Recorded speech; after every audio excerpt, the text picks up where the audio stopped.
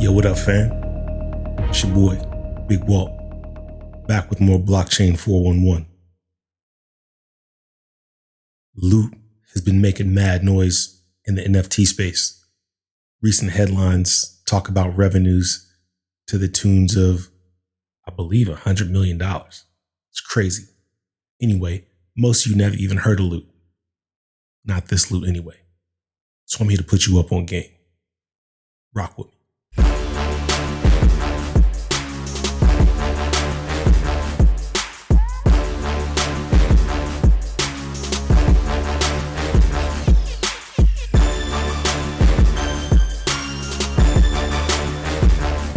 Okay, fam, so this is what's up.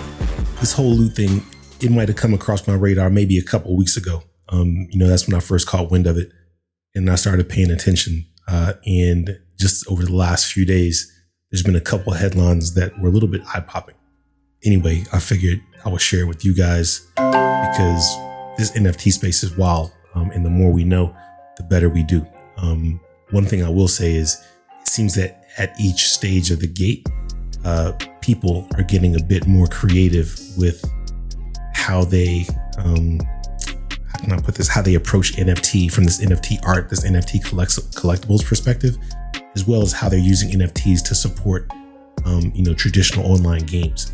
So anyway, without further ado, let me go ahead and just jump into this first article. Headline: NFT traders are dropping millions on text-based loot tokens. You heard that right, text-based. Most of us, when we heard about NFTs and how they started popping, and all this, money being generated, we thought of it in terms of art. But this is straight up text. People's buying these joints. Anyway, let me read ahead and you'll see what I'm saying. Pixelated JPEGs going for millions of dollars were already blowing people's minds. The latest NFT project goes one step further. Traders are dropping what for some is a year's salary or a property down payment in exchange for white text on a black background. White text on a black background. Bruh. The project was launched with a tweet from Don Hoffman, the creator of Vine, who shared the contract to mint a loot bag on August 27th with no fees aside from gas to pay. Fanatics minted the 8,000 bags within 3 hours. For those who don't know, gas prices on Ethereum is something terrible. They're working to fix it because sometimes those gas prices make anything else prohibitive unless it's a very large transaction. Anyway, that's a topic for another discussion. Now Loot is the hottest project in the NFT space. It's already at the fifth slot on OpenSea in terms of trading volume, with over $100 million in the past 24 hours. Floor price, meaning the lowest someone is willing to sell a loot bag for, is 12.2 ETH, over $45,000 as of mid-evening New York time. I think this was on September 2nd. And one loot bag sold for 250 ETH, almost $1 million on September 2nd. So you've heard it. This probably is coming as no surprise. You've heard a lot of NFT projects selling like hotcakes with exorbitant prices. I think I just reported on the, the Bored Ape Yacht Club. Steph Curry bought a joint for like 180 grand, something like that.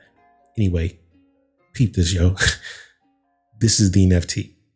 It's white text on a black background. They weren't joking. There ain't no art, ain't no funny picture, nothing to enjoy, just white text on a black background. It's a little bit deeper than that, but at the same time, it's white text on a black background. All right, the article goes on. What is Loot? It's basically 8 traits that make up a bag of adventure gear. The first is a weapon, the second body armor, and so on, as you see in the image below. So like, I don't know, this is like some Lord of the Rings type shit. I'm really not into this kind of thing, but I understand a lot of people are. So mace of vitriol, silk robe, war cap of fury, war belt, linen shoes, holy gauntlets, amulet, silver ring of titans. Like, I get it. It just lists some stuff that would be in your adventure bag but it's not the stuff itself. So anyway, the article goes on. There's also an element of rarity based on the traits. I'm going to butcher this name. Agnihotri spun up a file which organized the loot bags in order of rarity. Bag 3043, complete with demon hide boots of the fox and amulet of titans, is the rarest of them all according to Agnihotri's JSON file. The article goes on.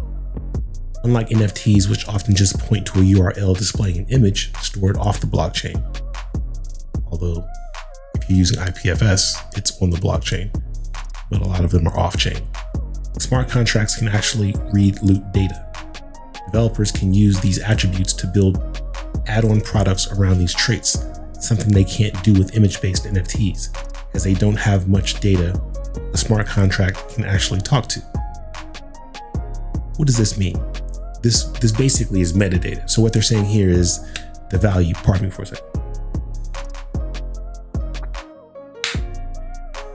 What they're saying here is that the value of these loot bags isn't so much some art, it's the metadata, because people who make games can basically honor the metadata in these loot bags. And so if you have the amulet of the gargantuan or whatever the hell it's going to be, somebody in the game can actually give you the amulet of the gargantuan, like, in the game, so that you can destroy, the big hairy monster or whatever the hell they do in those games. No disrespect to y'all gamers. I just don't play games. But yeah, like when you think about it, that's kind of hot, because it's not like an NFT that's like visual that somebody can just look at and appreciate, or it's just something that doesn't have much meaning, but because you own it and they're rare, you're in a very small club. This is actually something of great utility, but that utility only comes if game makers in other spaces actually build around this, right? And so I imagine that the people who created this have already organized, such a thing, so that people will, in fact, be able to recognize that value. I need you to do me a favor, fam. Please click that subscribe button and the like button. It might be a small thing to you, but to us it's huge. We're trying to hit this 1,000 subscriber milestone one subscriber at a time. So YouTube will recognize us and give us access to the tools that will allow us to bring you more and even better content. Thank you for your support, fam. We really appreciate you. Anyway, the article goes on. Let's see. Yeah. Unlike the NFTs, which often point to a URL, blah, blah, blah. I think I already read that. Products being built range from DAOs for holders of loot bags with crown traits to a currency for holders of the NFT to vote on a character's actions in a fantasy world. When a group of people find things to be fascinating and they want to build something on top of it, other builders also get the FOMO on that. So people came up with a bunch of ideas that can be built on top of loot. Sure enough, Hoffman said in a launch tweet that he didn't include images or statistics as part of loot intentionally. The minimalism plus the smart contract readability of the traits are the big reasons why the project has generated so much buzz. More importantly, so much built on top. I'm going to read a little bit more of this and then we're going to move on. What was perhaps the most obvious derivative of the project for the NFT community, people have already started making generative art based on the traits. Some of the derivatives create tribes of loot holders, for instance. There's a website which only admits people who hold loot with the body armor characteristic of Divine Robe, a trait which under 5% of the NFTs have. The cheapest bag with such a robe costs 51 ETH, over $200,000 at the time of writing. People started to group up into an exclusive community based on what items they got in their loot bags. There are just over 2,300 loot holders, with one address holding 307 of the NFTs, worth well over $10 million according to Dune Analytics. Yo. One band spent $10 million on these loot bags, yo. You've got to be the gamerist of all time gamers to spend $10 million. NFT loot. And you got money to burn. Anyway, I'm going to move on from this because there's a little bit more, I want to talk about just for, shits and giggles. Like, you can go to OpenSea and, you can check out, Loot for Adventures. As you can see, there was 7.8 thousand items minted, and those items are owned across 2.5 thousand owners. Price 8.89. That's the entry price. That's the lowest you can pay to buy one of these images of a black background with white text on them. I tease, it's the metadata. Stop clowning. But 8.89, ETH, as of this moment, that's $31,000, right? So it ain't cheap. And so if you didn't get in on the original, sorry. But the makers of it, I think they felt bad because it was so hot and not too many people were able to get in. They decided to do something else, which we're going to get to here in a second. So I thought that, this is what loot was. Loot is just these with the metadata, and that's loot. Turns out I was wrong. If you go visit the Loot NFT website, it paints a whole different picture, and it's very interesting to me. I might dig into it deeper to figure out what opportunities this enables. But some of the goals that they state for this are kind of honorable, right? Like, I thought it was just the NFTs, but it seems like Loot NFT is an NFT platform, NFT environment. They do some things off chain, as a cost saving measure. They've got their own permission blockchain that they do certain things on. And they said in the near future, they're going to migrate things to Cardano. I think the permission blockchain right now, I don't know, but my guess is that it's Ethereum. Obviously, you see a bunch of the NFTs on OpenSea, and they've got some rules where you can actually move the NFTs off of the Loot platform and into the platform of your choice. They will migrate it for you. But when you migrate things off of the Loot platform, you can't get it back on the platform. Anyway, one of the things that I thought was interesting, and you can read through all of this yourself. I read through some of their documentation. But one of the things that they talk about is they wanted to create an environment where that whole notion of big bank take little bank doesn't work. Like, everybody is equal. So individuals with lots of resources couldn't, basically have a baked in advantage over people without lots of resources, because they have these things called buns, which are basic units, or they're called bid units, and you have to acquire buns to bid, and you can only bid one bun at a time. It's a whole thing. But as I was reading through it, it actually seems fairly complex, and you could tell they put a lot of thought into this. So it's beyond me to speak on it with authority at this juncture, because I haven't dug into it as deeply as I intend to. But again, my point here is to bring this to your attention. Finally, I wanted to get to this most recent article, which the two articles that I'm reading here, they're only 2 days apart, but still, which is this is the point to the title, of this video in the first place. I don't know. Well, I do know why this was done, but the side effects that it's having, are obvious to anyone with a brain. And obviously, the people, Hoffman and everybody else who created this, they're very smart. So they had to have known this was going to come. I don't necessarily know what the calculus is. I'm sure someone will interview them and they'll speak on it. But anyway, the headline: Loot creator drops 1.3 million additional Loot NFTs for free. Couldn't get in on the original Loot drop. Now's your chance. So let's see. There are a certain amount of people that spent millions of dollars, I guess, or I'm sorry, I shouldn't say they spent millions of dollars, but the trading volume has been over 100 million for sure. But they had these NFTs that were worth lots of money because they were only 7.8 thousand of them, 7,800. And then homie comes along and drops 1.3 million. I'm sure people are like, yo, what kind of quantitative easing type bullshit is this, right? Like, you just deflated our asset. You had to have known that this was going to cause, negative, downward pressure, in the value of these loot bags. Anyway, let me read the article and then I'll pontificate afterwards.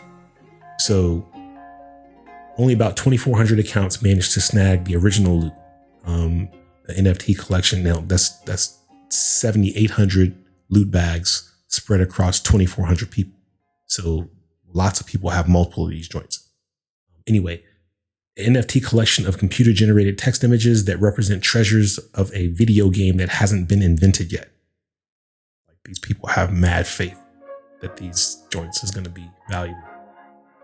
Anyway, those 2,400 who minted their loot NFTs for free a week ago, before the entire collection was claimed within a couple of hours, can resell their NFTs for a minimum of 8 ETH and for more if their sheets contain rare items. Claim about $50,000 of loot ERC tokens, and claim. Everyone else, however, had to watch with envy while the lucky few became immensely rich, networked in exclusive online clubs, and got ready to play the RPG video game that Loot's community is feverishly creating for them. Their community is creating the game for them. Their community is creating the value. This is brilliant from a business strategy perspective.